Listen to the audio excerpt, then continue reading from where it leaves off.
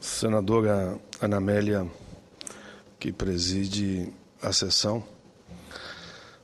Eu não poderia, senadora Ana Amélia, depois do dia de ontem, 11 de julho, senador Pedro Simon, quando houve um dia nacional de protesto envolvendo paralisações e greve.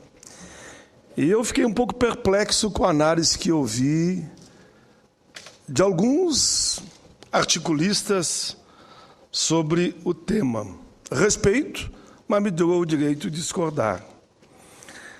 Primeiro, de forma equivocada, eles tentam focar o movimento das ruas agora, de últimos 20 dias desse mês que passou e entrou no mês de julho, com o movimento sindical, dizendo que o movimento dos jovens foi maior que a greve e a mobilização da área sindical. Até aí, nada contra.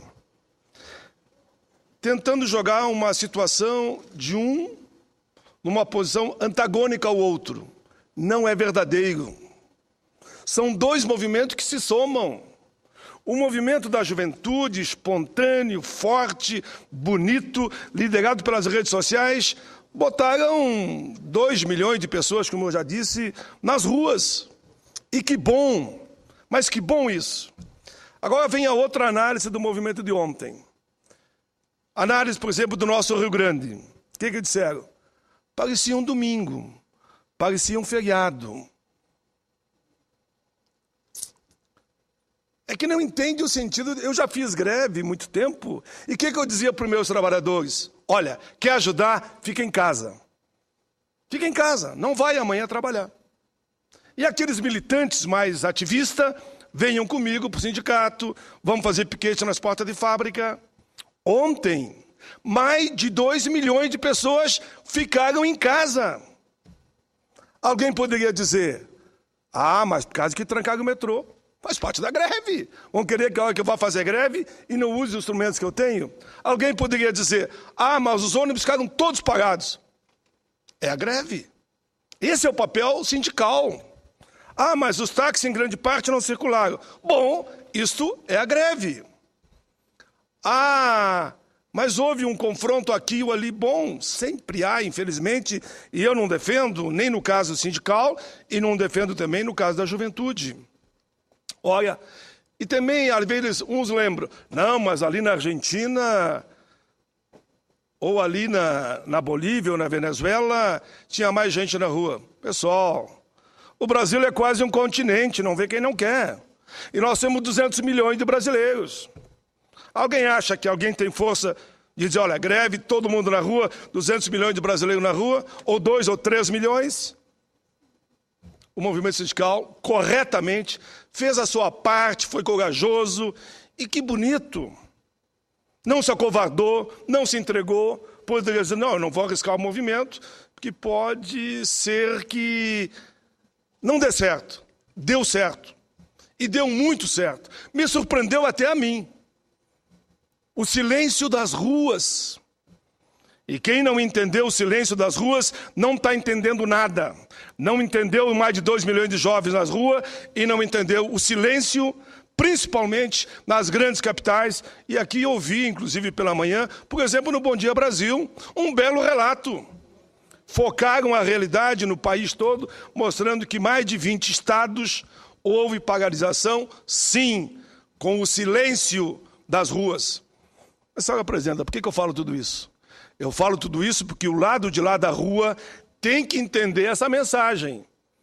Não pense lá do outro lado da rua que esses milhares ou milhões, como queiram, que ficaram em casa, não ficaram analisando cada faixa, cada bandeira, mais educação, mais saúde. Fim do fator, 40 horas. Não a terceirização da forma que está sendo colocada. Não a derrubada do veto da emenda 3. E as pessoas se perguntam, mas o que é a emenda 3? O que é esse fator? E começam a se perguntar, mas o fator é isso mesmo? Muita gente não conhecia o tal de fator previdenciário. Agora conhece. Os principais jornais do país e as TV e rádio comentaram e disseram: bandeira número 1 desse grande protesto, o fim do fator previdenciário. Número 1, nem vou citar todas as outras. Ficaram percebendo a partir de ontem, os que não sabiam, e o movimento sindical está certo, que esse fator é a lei mais criminosa da história do país depois da ditadura. Executivo, Legislativo e Judiciário pega essas 80 maiores contribuições, de 94 para cá, faz a média e paga pro resto da vida. Para o trabalhador faz o mesmo cálculo, depois reduz pela metade, alegando que é o tal de fator. E aí o teto é 4.300, enquanto que o teto dos 3 poderes é mais em torno de 30 mil reais. É justo isso? Quem se aposenta com 30 mil não tem redutor nenhum. E quem se aposenta com 4, 2 mil, se vai se aposentar com 2, vai ganhar só 1.000. Se vai se aposentar com 4, vai ganhar 2. Claro que não é justo. E a população está percebendo. Esse país, que tem dinheiro para tudo, é incrível que chega na hora de atender o trabalhador ou o aposentado. Ah, isso é demagogia, vai quebrar o país. Só na vez do trabalhador. Por isso, eu fiquei entusiasmado com o movimento de ontem, sim. E fiquei mais entusiasmado com o silêncio das ruas. Repito, se somarmos todo o país, com certeza, mais de 2 milhões de pessoas ontem não foram para o seu local de trabalho. É uma forma de protestar, é uma forma de dizer: queremos sim mais dinheiro na saúde, na educação. Estou repetindo aqui, queremos o fim do fator, queremos uma política decente para os aposentados, não queremos a precarização.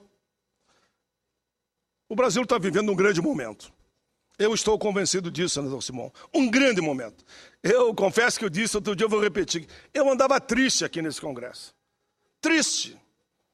O meu sonho era ver o movimento se mobilizando, fazendo atividades e dizendo o que concordava e o que discordava. Não importa quem é o governo. Importa que as ruas têm que falar. Eu sempre digo que os palácios de Brasília só ouvem o rufar dos tambores nas ruas. Se os tambores não rufarem, eles acham que está tudo bem. Que a educação está 100%, que a saúde está 100%, que ninguém está preocupado com a sua aposentadoria, ninguém está preocupado com o tal de fator, ninguém está preocupado, principalmente a juventude, onde há o maior desemprego no Brasil, é na juventude. E claro que estão preocupados. Por isso, eu quero aqui cumprimentar a todas as centrais sindicais, a CUT, a Força Sindical, a UGT, a Nova Central, a CGTB, a CBT, Conlutas, COBAP, todos aqueles que participaram dentro do seu limite, as federações, confederações, sindicatos, Fórum Sindical dos Trabalhadores, movimentos sociais, movimento estudantil, movimento agrário, MST, que de uma forma ou de outra participaram do Dia Nacional de Lutas e Manifestações. Que bom que vocês já marcaram outro para agosto. E mais uma vez eu vou dizer aqui, presidenta Dilma, ouça a batida do tambor das ruas. Ouça a batida do tambor nas ruas. Eu sou da base do governo. Mas não adianta só dizer que recebeu esse ou aquele segmento social. Tem que receber e tem que atender. Não pode atender a pauta na íntegra? Vamos ver o que vai atender então. E aqui, Simão, me permita, senador Simão, que eu diga isso, senadora Ana Amélia, eu há muito tempo venho dizendo, me convidavam sempre, pai, vamos fazer um debate sobre a reforma política? Digo, até vou fazer o debate, não há problema nenhum. Mas eu quero saber se vai fazer o debate também da saúde, da educação, do salário mínimo, da situação do emprego, a situação dos aposentados e pensionistas. Pessoal, se só a reforma política resolvesse tudo, não tinha crise na Grécia, não tinha na Itália, não tinha... Em país do mundo nenhum faz reforma política, está tudo resolvido. Não é que a gente não tenha que fazer reforma política. E eu quero fazer. Mas não só ela, por amor de Deus. Será que a voz das ruas está dizendo que é só reforma política? Não é. É muito mais que a reforma política. Claro que a reforma política é importante, mas temos que avançar. Quando eu digo que, para mim, e está na pauta, é importante acabar com o voto secreto aqui no Congresso Nacional, e ninguém consegue me explicar por que não acaba. Como é que o cidadão do mundo, como eu digo, vai saber como é que cada deputado e senador vota? Meu amigo aqui da tribuna, se o voto é secreto, vocês nunca vão saber. Vocês podem até dizer, o Painho ali discurso, o Simão desconta bonitinho, a Ana Amélia também. Mas como é que ele vota? Eu vou dizer o que eu bem entender, e você nunca vai saber como é que eu votei. Porque o voto é secreto. O voto secreto, para mim, é o voto da covardia. É o voto da covardia. No Estado democrático de direito, o cidadão ter medo de assumir o seu voto, olha, não deveria estar na vida pública. O judiciário, o voto é aberto. Eu posso questionar lá o judiciário porque eu não gostei do resultado, mas eles votam abertamente e é filmado. Cada ministro, quando dá o seu voto lá no Supremo, a TV passa ao vivo. A própria presidenta Dilma, quando ela veta uma matéria, ela tem que mandar por escrito para mim, para cada um de nós, por que vetou. Agora, nós não. Nós votamos escondidinho e não demos explicação para ninguém. Quem quiser saber como é que eu votei, só se for um espírito que consiga entrar ali naquela máquina ali, porque é tudo direto ali eletronicamente, e vai descobrir ali dentro. É, exatamente, senador. Só reforçou aqui meu ponto de vista. Então, o momento, pessoal, sinceramente, é acabar com o voto secreto, é fazer a reforma política, claro que tem que fazer, aqui foi dito, o presidente Sarney foi muito feliz, né? Um sistema já superado, arcaico, tem que haver uma grande mudança, mas temos que olhar para o que as ruas estão pedindo. O que as ruas estão pedindo, repito aqui, é saúde, é educação, é segurança, é políticas de emprego, é o fim do fator, é mais trabalho, é mais renda. Se perguntarem, por exemplo, a saúde, eu posso dizer, sim, mais investimento no SUS, mas os planos de saúde é uma vergonha nesse país. Mesmo quem é da classe média, eu sei por mim. Eu pago o plano de saúde. Quando eu preciso dos meus filhos plano de saúde, eu tenho que ir para a fila. Diz, olha, isso não atendo, isso não atendo. Ah, isso é daqui 2 meses, 3 meses, e a gente paga lá uma fortuna todo mês. Claro que temos problemas seríssimos, e nós temos que fazer esse bom debate. Mas eu quero também dizer, senadora Ana Amélia, nesses últimos 7 minutos, a Vossa Excelência foi generosa comigo, como sempre, que o Senado da República, nessa pauta prioritária, claro que avançou, não dá para negar. Você que está me assistindo aí da sua casa nesse momento, não dá para negar que não avançou. Mas por que avançou? Porque as ruas disseram que tinha que avançar. E é fato, é real. Temas que nós nem sonhávamos em votar, ou quem falava em votar um desses temas, alguém diz, demagogia, tá, não tem o que fazer. Agora foi para a pauta e votou. Só vou lembrar alguns aqui. Trabalhadores dos Correios, sabe há quantos anos estavam brigando por uma anistia para voltar a trabalhar? De demissão injusta, porque tiveram coragem de fazer uma greve? 17 anos. Votamos a anistia agora. Eles vão poder voltar a trabalhar. Os bombeiros e policiais militares estavam aqui há anos e anos esperando. Votamos, eles vão poder voltar a trabalhar. Taxistas, um projeto muito interessante. O cara tem o direito a ter seu táxi. Pois bem, é uma concessão. Se ele morre, e aí, claro, nós sabemos como é que funciona, isso é o mundo real. Na atividade, às vezes o filho substitui, até a esposa substitui, a filha vira motorista. Se o pai morre, eles tiram a concessão. Era uma lei hedionda no meu entendimento. Já votamos uma vez, foi vetado, votamos de novo ontem, e agora não será vetado. Porque os taxistas também são uma força política e nós sabemos, não será vetado. Na morte do titular, o filho, a esposa, a filha, fica com o direito à concessão. Votamos e não vai ter veto. Graças às ruas. Projeto das empregadas domésticas. Não saía nunca. Agora saiu. Aprovamos a PEC da doméstica, aprovamos a regulamentação, é o último bastião da escravidão até que tínhamos nesse país, que a empregada doméstica é tratada como uma escrava. Agora não. Ela passará a ter pelo menos os mesmos direitos que os outros trabalhadores, e ontem regulamentamos aqui num trabalho do senador Romero Jucá.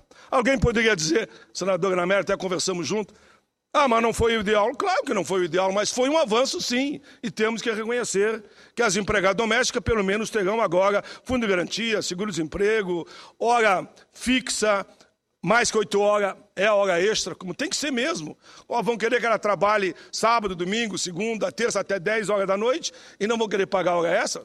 Eu sei que Vossa Excelência sempre pagou, como eu paguei, o senador Simão sempre pagou. Então, assegurar o direito das domésticas foi um avanço, sim, fruto da pressão popular.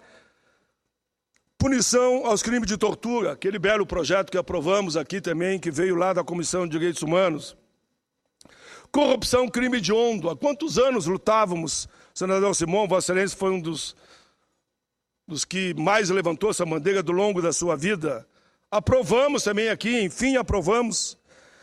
Suplentes. Eu tenho a minha posição como suplente, mas votei porque considerei um avanço. Para mim, o suplente tem que ser eleito. Para mim, eu sou muito prático, senador Simão. Para mim é o seguinte, vou dar o exemplo do Rio Grande, senadora Ana Amélia.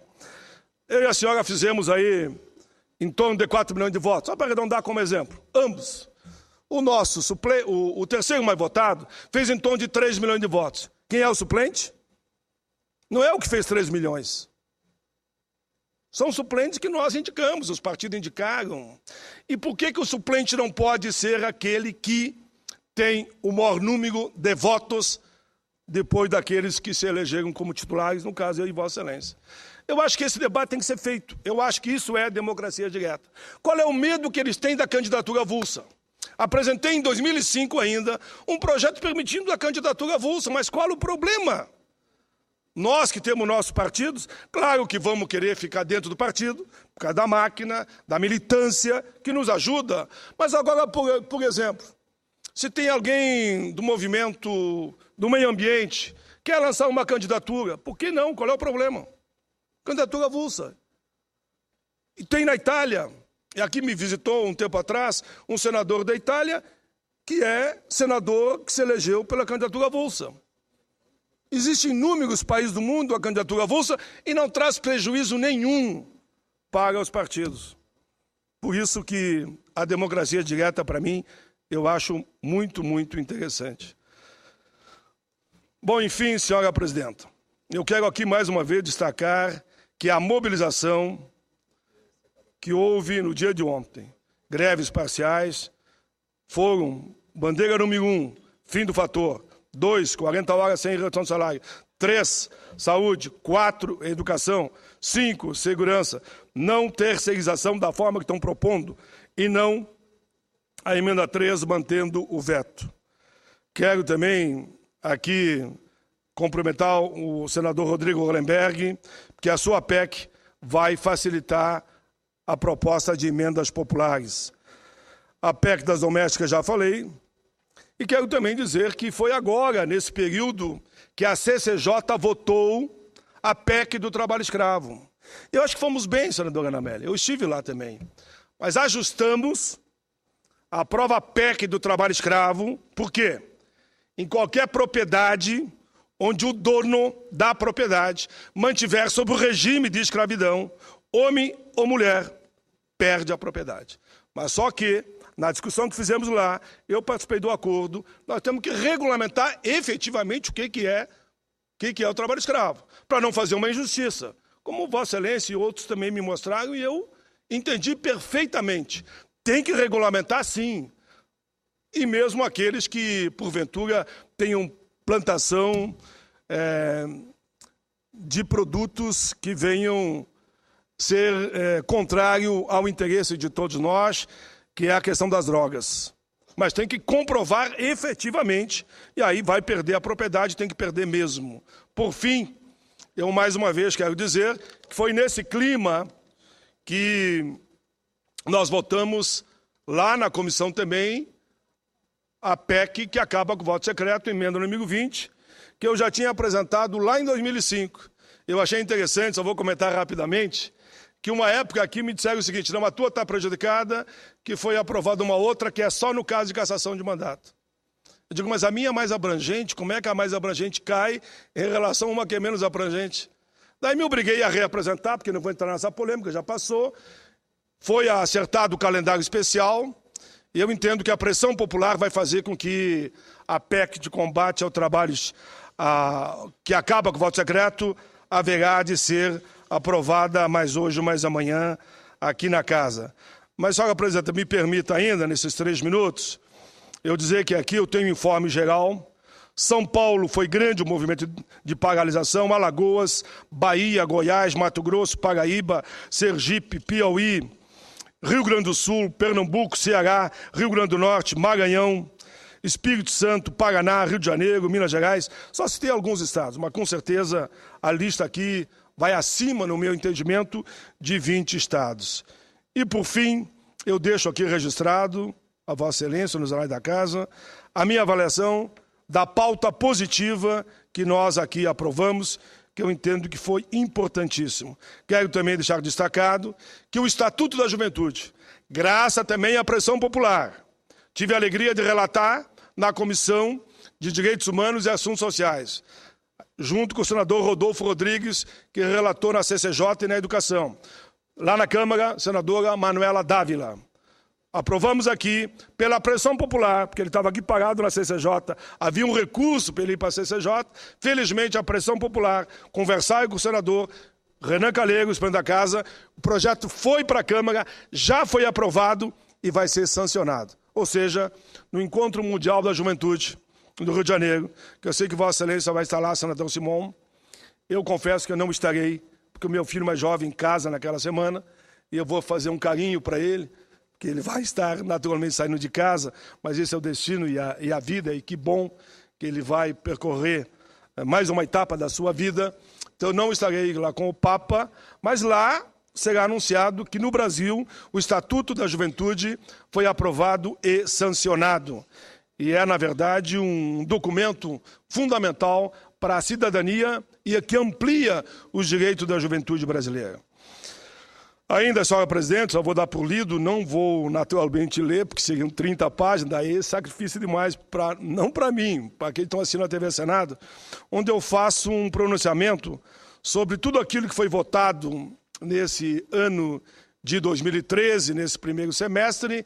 Claro, falo muito dos projetos que apresentei, mas falo muito dos projetos que foram aprovados aqui, de todos os senadores, que eu entendo que é um avanço. E aí sim, esse último pronunciamento, eu faço uma análise do trabalho dos fiscais do trabalho. O trabalho que eles têm, senhora presidenta, e não estou aqui julgando a atividade individual, mas sim coletiva.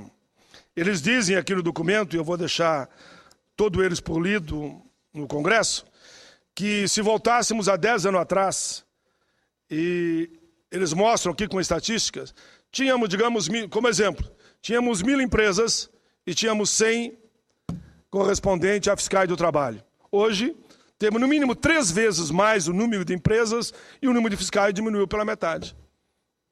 Quando tínhamos correspondente a 100, tínhamos 10, por exemplo. Hoje temos, por exemplo, 1.000 e temos 5. Não dá para entender, e aí reclamam que existe muito acidente no trabalho no Brasil. O Brasil é um dos campeões do mundo, infelizmente, em acidente no trabalho. E a fiscalização poderia ajudar muito nesse sentido. Mas, enfim, senhora presidenta, eu só quero cumprimentar o movimento sindical.